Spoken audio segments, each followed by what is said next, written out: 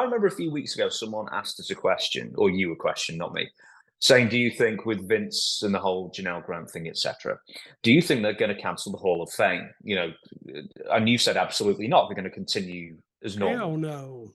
Yeah, and you were right to say that because the first two inductees, so the 2024 class WWE Hall of Fame, have been announced. And number one, the headliner is Paul Heyman. And Well, that's going to make me buy a ticket to see it.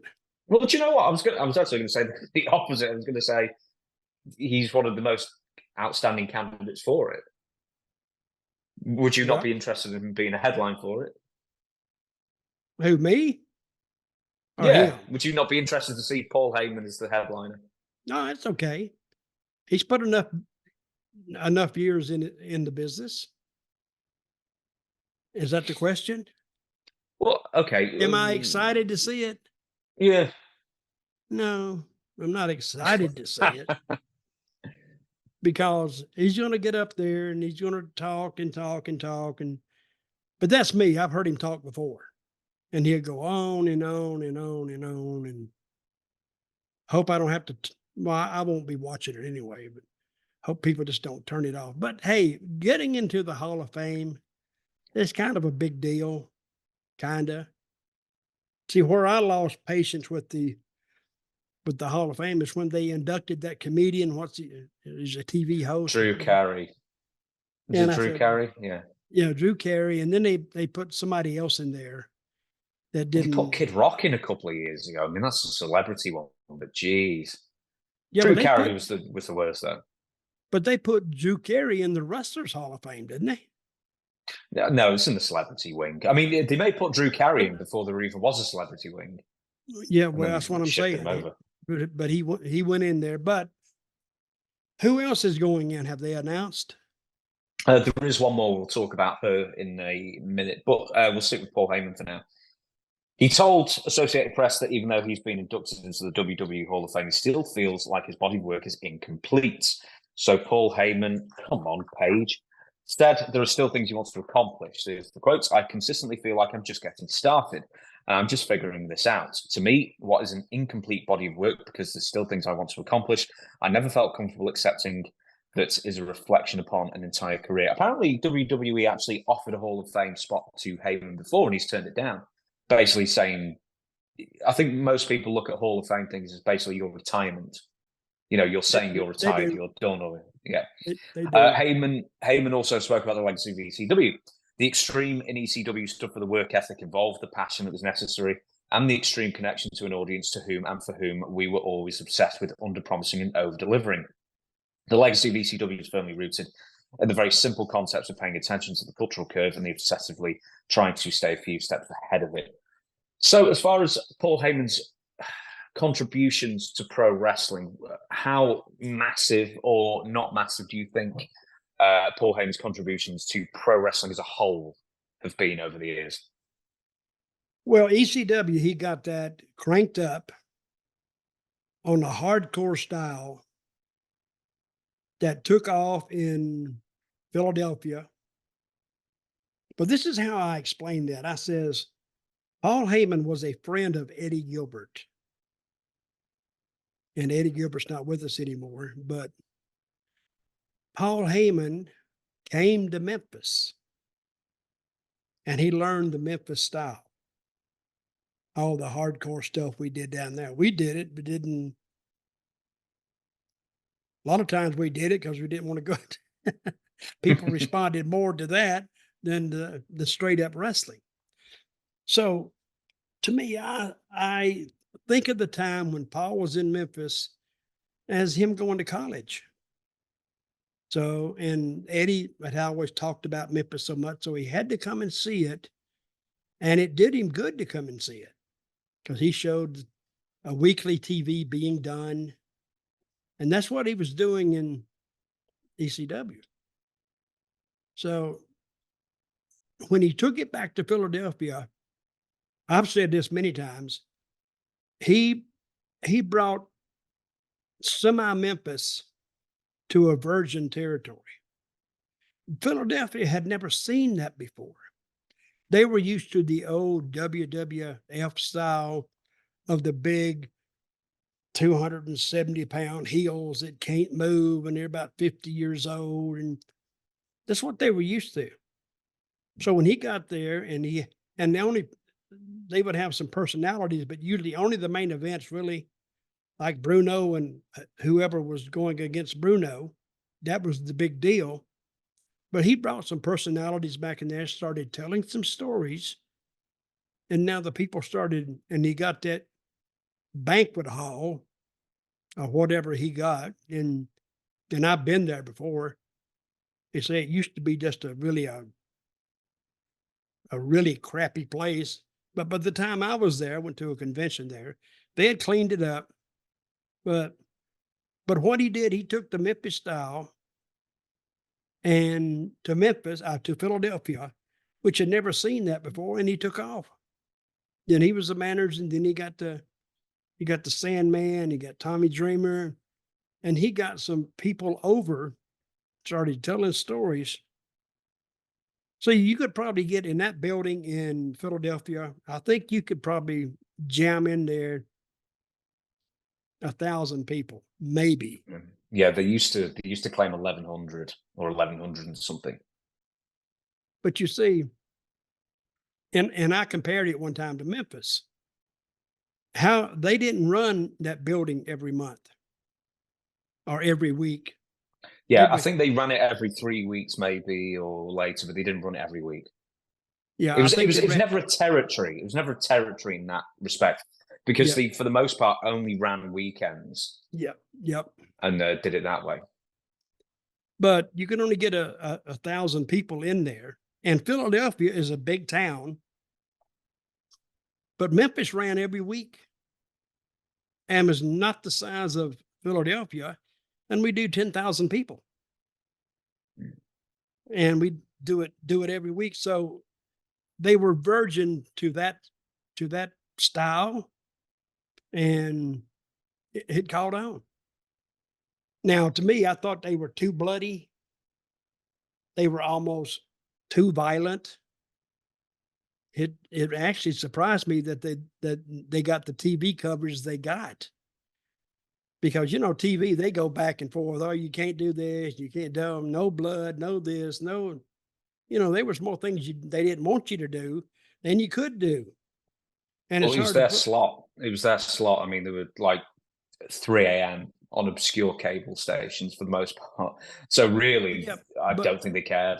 But I think it was more in Philadelphia, since they was on at 3 o'clock in the morning.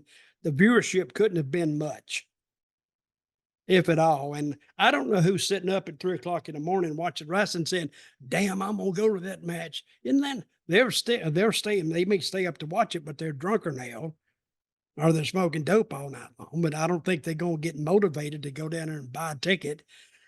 So. Hey, it was always sold out though. It was always sold out, so you can't take it. But I think it got into the culture, that underground culture in Philadelphia. See, all the fans knew each other, even though they may not know by name, they know by face. And if they met them somewhere, they say, "Hey, I know you. You go to the ECW, yeah, man, blah blah blah." So they have something in common. But one thing I'll say about the ECW crowd, they weren't really violent like some crowds I've been around. Did you see the match when they filled the ring up with chairs? Yeah, it's happened more than once apparently, but one of the times Terry Funk instigated. Terry Funk was in there. Yeah, he instigated it, told him to throw chairs. But then Terry got out of the ring. And he said, all right, if you guys can take those chairs upside the head, be my guest.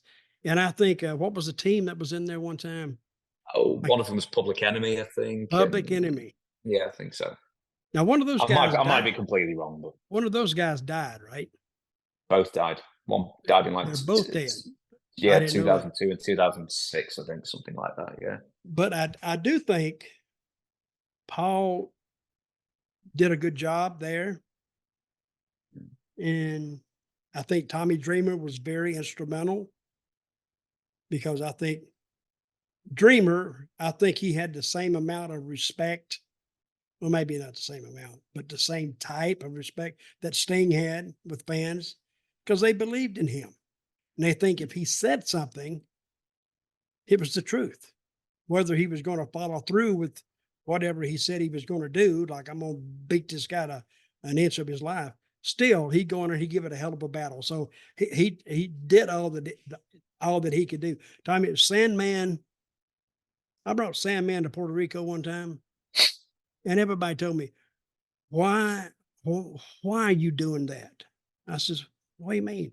Oh man, he'll go out and he's going to be drunk. And so, so I brought him in, and, we was bringing him out in our big show on a Saturday night, and we had a hell of a house in there. Yeah. And there's a building that probably seats 3,500, but it was packed. And one of the guys told me, he said, well, why don't we just go in the ring and start fighting? I says, let's give him the show. Let's the Sandman music play. Let's let him walk around, drink the beer, everybody's drunk anyway. And Savio was his partner, and Savio stood in the ring. He said, hell, I was enjoying that show. And then when they started the match, the people were ready. And then he come out, and then Savio said, well, damn, I'm glad you let him go and do his walk around. Because that's the match. I mean, Sandman, you don't expect Sandman to go out there and pull 10 minutes, 15 minutes. But by the time he walks around the ring, slapping beer cans together and drinking it and throwing it on, that's what they liked. They were enjoying that. It made great footage too. So here you got this American guy down there, looks like a damn whatever he looks like, crackhead or whatever, but people loved the guy. And he would do that, and people got with it. They had a hell of a match. So Sandman always reminded me of Rutger Hauer from Blade Runner, if anyone knows that reference. I'm sure a lot of people do. But before we get off Heyman, because I do want to ask you this, who do you think he boosted the career of more, Brock Lesnar or Roman Reigns? I think they would have done the same. Really? I think, yeah, I don't think he helped. He certainly didn't hurt. Brock Lesnar, he gave him more. Brock Lesnar has no personality. So Paul did help in that regard. Roman doesn't have a lot if you go by what he's producing now. But I will say that Paul Heyman, I think he helped Roman Reigns more than he helped Brock Lesnar, because Brock Lesnar was coming off the Olympics. He's coming off all this other stuff. NCAA. But Roman, he was just part of the Samoan clan.